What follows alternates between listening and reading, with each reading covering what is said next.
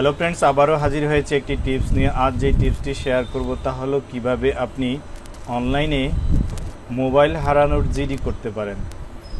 অনলাইনে জিডি করার জন্য আপনি গুগলে গিয়ে টাইপ করুন অনলাইন জিডি। অনলাইন জিডি লিখে সার্চ করার পর দেখুন আপনার অনলাইনে জিডির যে ওয়েবসাইটটি আছে সেটা চলে আসবে। বাংলাদেশ পুলিশ অনলাইন জিডি, এই লিঙ্কে ক্লিক করুন। এখানে ক্লিক করার পর দেখুন আপনার একটি অ্যাকাউন্ট তৈরি করে নিতে হবে। তো অ্যাকাউন্টটি আপনি নিজে থেকে তৈরি করে নিতে পারেন। এই অ্যাকাউন্টটি বিশেষ করে মোবাইল অ্যাপসের মাধ্যমে করতে হয়। সেটা আপনি মোবাইলে প্লে স্টোর থেকে অনলাইন জিডি লিখে সার্চ করার পর যে অ্যাপসটি আপনার সাজেস্ট করবে সেই অ্যাপসটি ডাউনলোড করে আপনার সেখানে রেজিস্ট্রেশন করে নিতে হবে।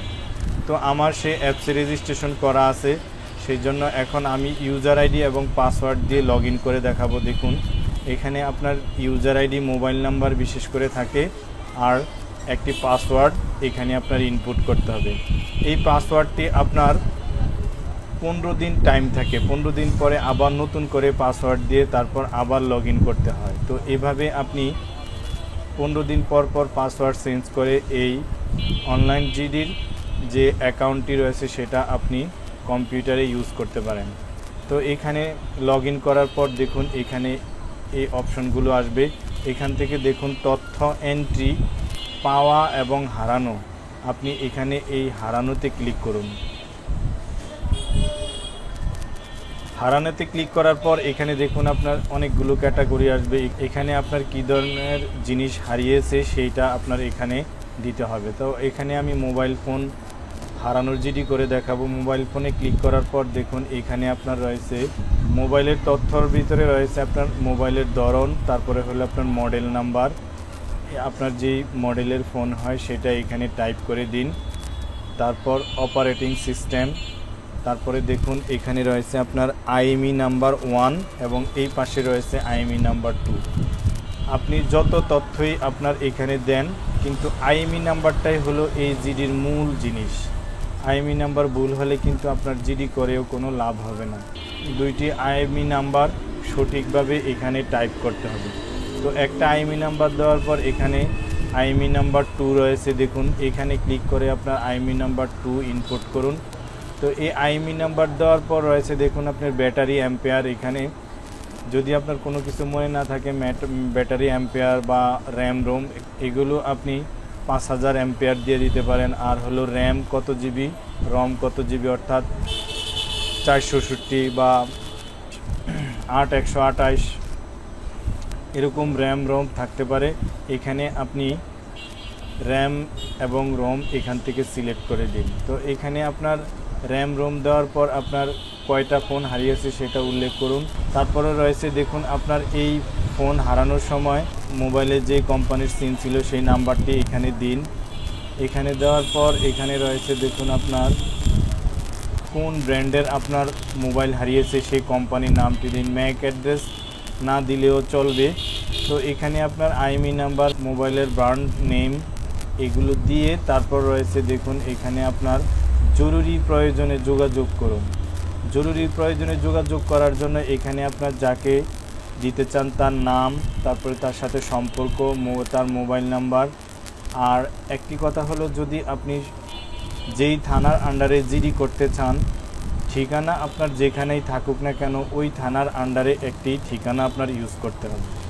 তো সেই অনুযায়ী আপনার থানা সিলেক্ট করে দেখুন প্রথমে রয়েছে আপনার বিভাগ, তারপর জেলা, থানা, তারপর ওয়ার্ড নাম্বার, তারপরে এলাকা, এগুলো আপনি এইভাবে সিলেক্ট করে দিতে পারেন। এখানে সিলেক্ট করার পর দেখুন শনাক্তকরণ তথ্য, আপনার মোবাইলের যে কালার রয়েছে সেই কালারটি উল্লেখ করতে হবে। এখানে ফোনের নাম্বার অথবা ফোনের কভারের ফটো দিয়ে দিতে পারেন, এগুলো অবশ্য না দিলেও চলবে। তারপর রয়েছে দেখুন আপনার হারানোর স্থান, সময় ও ঘটনার বিবরণ। এখানে আপনার বিভাগ, তারপরে হলো আপনার জেলা, থানা, এগুলো সব আপনি সিলেক্ট করে দিন। এলাকা, ওয়ার্ড নাম্বার, তারপরে হলো আপনার স্থানের বিবরণ। এখানে আপনার ঠিকানাটা আপনি লিখে দিতে পারেন, কোথায় থেকে এই ফোনটি হারিয়েছে। তো দেখুন আমি মিরপুর 2 স্টেডিয়ামের সামনে থেকে হারিয়েছে এরকম একটা লেখা এখানে লিখে দিলাম। লিখে দেওয়ার পর এখানে দেখুন কোন তারিখে কয়টার সময় হারাইছে সেই ডেটটা এবং টাইম এখানে উল্লেখ করতে হবে। তারপরে হলো আপনার ঘটনার বিবরণ। ঘটনার বিবরণে আপনার স্থানের নাম, এখানে আপনি বেশি কিছু লিখতে পারবেন না, জাস্ট লিখে দিতে পারেন যে মিরপুর 2 স্টেডিয়ামের সামনে থেকে হারিয়ে গেছে। সেটা আপনার স্থানের প্রকৃতি, বাসা বা বাস স্ট্যান্ড এখানে সিলেক্ট করে দিন।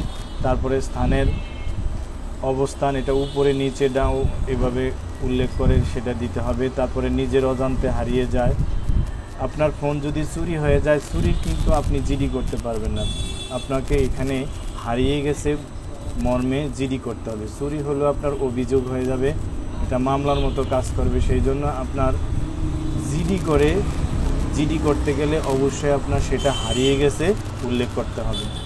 তারপরে আপনি কি স্মার্টফোনটি খোঁজাখুঁজি করছেন, এখানে হ্যাঁ অথবা না, অবশ্যই আপনি খোঁজা করছেন, এটা হ্যাঁ দিন।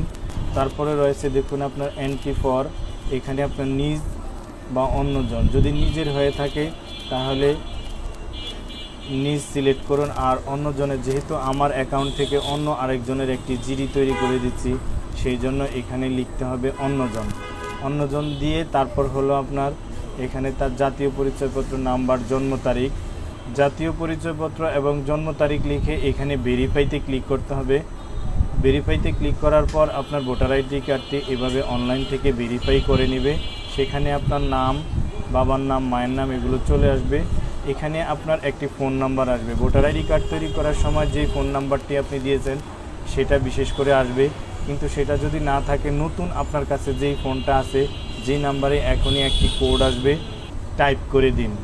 ভোটার আইডি কার্ডটি ভেরিফাই হওয়ার পর এখানে রয়েছে দেখুন আপনার বর্তমান ঠিকানা, যেই থানায় জিডি করতে চান সেই থানার আশেপাশে যে কোনো একটি অ্যাড্রেস এখানে ইউজ করতে হবে। তো এখানে দেখুন আমি ঢাকা মিরপুর, তারপরে ওয়ার্ড নাম্বার এখানে সব কিছু দিয়ে দিচ্ছি। ওয়ার্ড নাম্বার দেওয়ার পর এখানে রয়েছে দেখুন আপনার বাসার ঠিকানা,